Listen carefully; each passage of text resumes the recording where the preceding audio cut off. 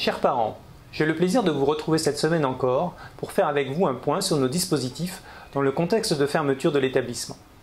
Cette semaine, j'aimerais m'entretenir avec vous de 3 sujets principaux.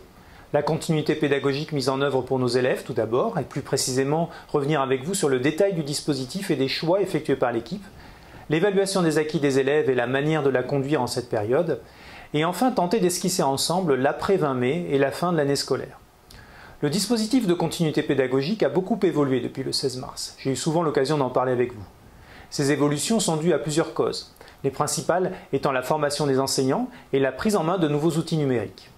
Depuis quelques semaines, ce dispositif se stabilise néanmoins et tend vers un modèle qui alterne plusieurs phases d'apprentissage. Pour évoquer ce modèle, j'utiliserai l'illustration qui s'affiche et qui est issue des formations délivrées à l'équipe enseignante par les conseillers pédagogiques de la MLF aux UI. L'idée est d'optimiser ces différents temps d'apprentissage dans un contexte où l'enseignant ne peut pas être présent auprès de chaque élève 100% du temps. Il est alors important de structurer les différentes étapes d'apprentissage. La séance est souvent lancée par l'enseignant à l'aide d'une capsule vidéo, d'une visioconférence, d'une vidéo, d'un texte, d'une situation problème. Cette première étape induit une activité chez l'élève, activité qui se réalise en autonomie.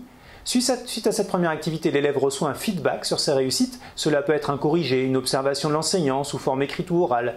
Et ce tandem activité-ajustement peut se reproduire plusieurs fois au cours d'une séance. L'activité de formalisation permet de formaliser ce que l'on apprend, ce que l'on sait désormais faire. Elle bénéficie elle aussi d'une rétroaction de l'enseignant. Enfin, un bilan collectif clôt cette séance d'apprentissage. Il s'agit bien sûr d'un modèle, d'une séance type. Il faut donc penser ce modèle comme une trame qui doit être adaptée à la fois à l'âge des élèves, à leur degré d'autonomie et à la matière enseignée. Ces différentes phases d'apprentissage qui viennent en alternance se retrouvent dans les emplois du temps des élèves.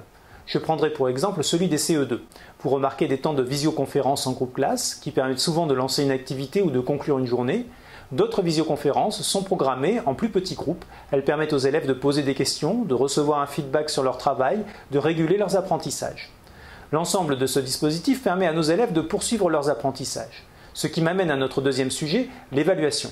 J'ai eu l'occasion d'aborder ce sujet avec vous les semaines passées. Nous considérons que l'évaluation des acquis des élèves est constitutive de l'acte d'enseigner. Pour le dire autrement, un apprentissage quel qu'il soit n'a pas de sens s'il n'est accompagné d'une évaluation qui permette à l'enseignant de mesurer le niveau de compréhension, le degré de compétence de la notion abordée.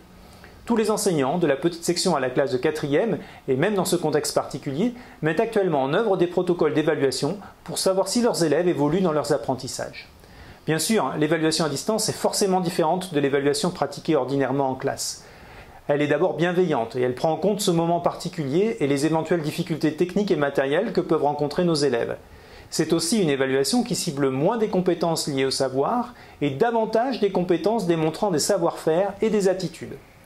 Toutefois, comme cette évaluation est d'ores et déjà effective, il est important que nos élèves poursuivent leurs efforts, qu'ils continuent à être assidus, qu'ils s'engagent et rendent leurs travaux dans toutes les disciplines. L'équipe de vie scolaire et l'administration travaillent d'ailleurs ensemble pour suivre cette assiduité et contactent systématiquement les familles où certains élèves semblent décrocher.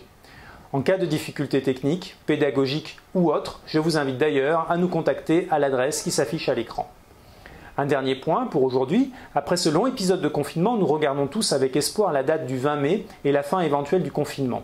À l'heure actuelle, nous n'avons reçu aucune information sur la possible réouverture des établissements avant la fin de l'année scolaire. Mais nous travaillons néanmoins sur cette hypothèse. Si nous devions recevoir les feux verts des autorités marocaines et françaises pour la réouverture de l'établissement, celle-ci se ferait dans le cadre d'un protocole sanitaire très strict qui vous serait bien sûr communiqué. Vos représentants seraient pleinement associés aux différentes étapes de mise en œuvre de ce protocole. C'est un engagement. La réouverture du lycée français international Alphonse Daudet ne se fera que lorsque tout risque sanitaire aura été écarté. Je ne manquerai pas de vous tenir informé dès que nous recevrons des instructions de la part de nos administrations de tutelle. En attendant, je vous souhaite à tous une très bonne fin de semaine.